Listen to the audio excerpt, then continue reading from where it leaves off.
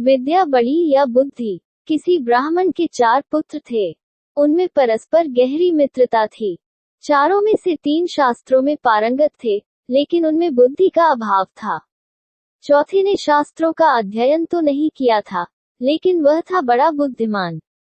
एक बार चारों भाइयों ने परदेश जाकर अपनी अपनी विद्या के प्रभाव से धन अर्जित करने का विचार किया।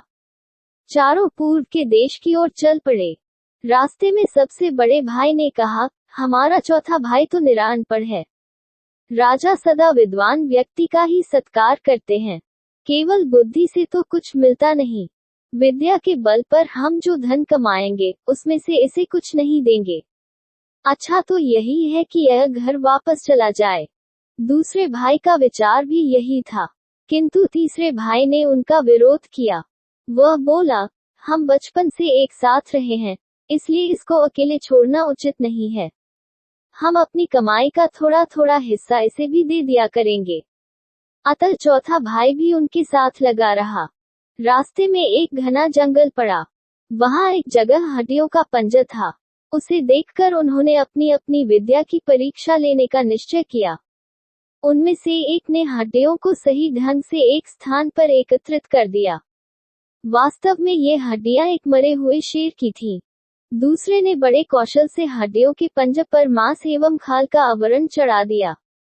उनमें उसमें रक्त का संचार भी कर दिया।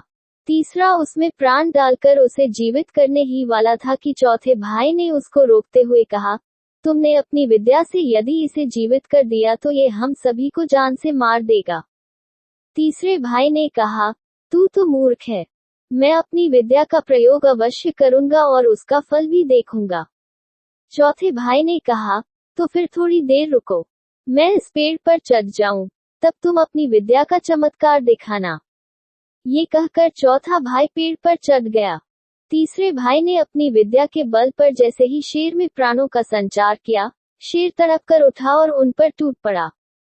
उसने पलक झपकते ही तीनों अभिमानी विद्वानों को मार डाला और गरजता हुआ चला गया।